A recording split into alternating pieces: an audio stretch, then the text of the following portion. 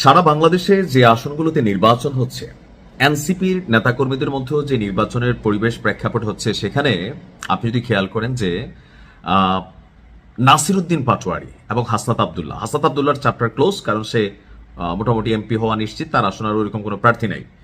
But Nasiruddin পাটোয়ারির যে বিভিন্ন কারণে, এই যে ধরেন কেউ ময়লা মারে, কেউ ময়লা পানি ছুড়ে, কেউ ডিম মারে, এটার একটা মেইন কারণ হচ্ছে এই কাজগুলো রাইট নাও কে করতেছে? বিএনপি নেতাকর্মী। কিন্তু কেন করতেছে? ওই যে থাকে না, যত বড় মুখ না তত বড় কথা। তবে এখন পরিবর্তিত বাংলাদেশ, এখন এইখানে সবারই মুখ বড়, যার যতটুকু বড় মুখ করে কথা বলা যায় ততটুকুই বলছে। কথা বলছি জনাব তারেক রহমানকে নিয়ে আজকে যে অভিযোগ নাসিরউদ্দিন পাটোয়ারি আনছেন, স্বাভাবিকভাবে তার আজকের এই বক্তব্যের জন্য দেখা যাবে যে আগামী দিনগুলোতে হয়তোবা তাকে আরো লাঞ্ছিত হতে হবে। কেন? কারণ আপনি যখন কোনো স্পেসিফিক বক্তব্য দিচ্ছেন, এটার পিছনে আপনার কাছে প্রমাণ আছে, তথ্যাদি আছে, দলিল আছে।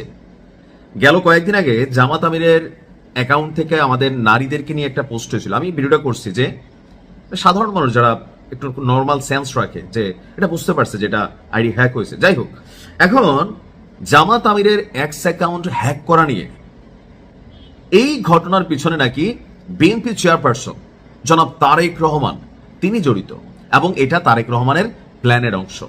এটা নিয়ে জামাতের একটা বক্তব্য ছিল যে যারা এটা নিয়ে কর্মসূচি দিছে তারাই মনে হয় ঘটাইছে। অর্থাৎ এই আপনার পোস্টটা আপলোড হওয়ার পরপরই, ফেসবুকে আসার পরপরই ছাত্রদল তখন আবার একটা আপনার পাল্টা ইয়া দিছিল যে নারীদের নিয়ে এরকম বিদ্বেষমূলক মন্তব্য জামাত আমিরের।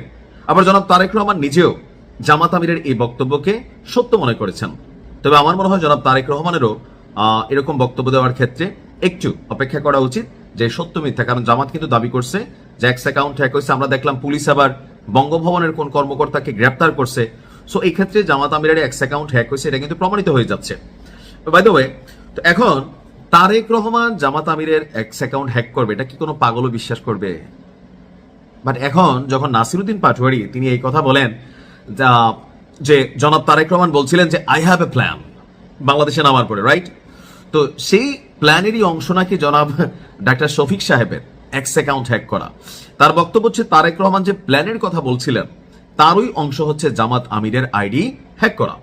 নিজের নির্বাচনী এলাকায় প্রচারণাকালে নাসিরউদ্দিন পাটোয়ারি এই অভিযোগ করেন।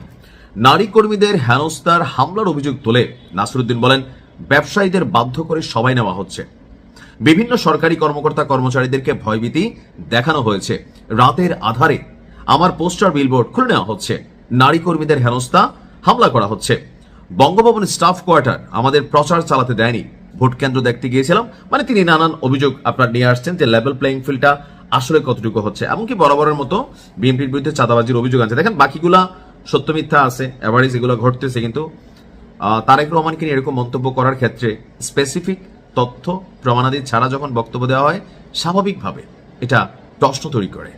আমার মনে হয় নাসিরউদ্দিন পাটোয়ারি ইলেকশন খুব বেশি দিন নাই। আবার আমার মাঝে মাঝে এটাও মনে হয় যে নাসিরউদ্দিন পাটোয়ারি চায় তার উপরে একটা বড় ঘটনা ঘটুক। ধরেন বিএনপির নেতাকর্মীরা রাগ টাক করে গোষ্ঠা করে একটা ঘটনা ঘটাই দিক।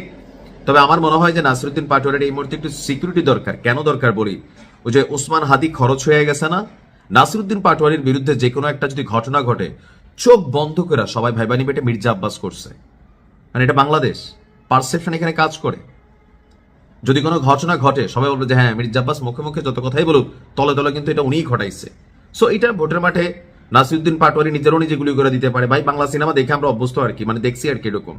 তো সেই ক্ষেত্রে নাসিরউদ্দিন পাটোয়ারিকে প্রোটেকশন দেওয়া উচিত, যেন কোনো ধরনের ঘটনা ইলেকশনের আগে না ঘটুক, রাজনৈতিক কোনো মোড় আমরা এখানে না দেখি, কারণ বাংলাদেশে সব সম্ভব। তো নাসিরউদ্দিন পাটোয়ারির উদ্দেশ্যে আমাদের যে বক্তব্য বা সাজেশন, আপনিও কথাবার্তা বলার সময় ব্যালেন্স করে বলবেন, যেন আপনাকে হেনস্থার শিকার হতে না হয়। ভালো থাকুন, আসসালামু আলাইকুম।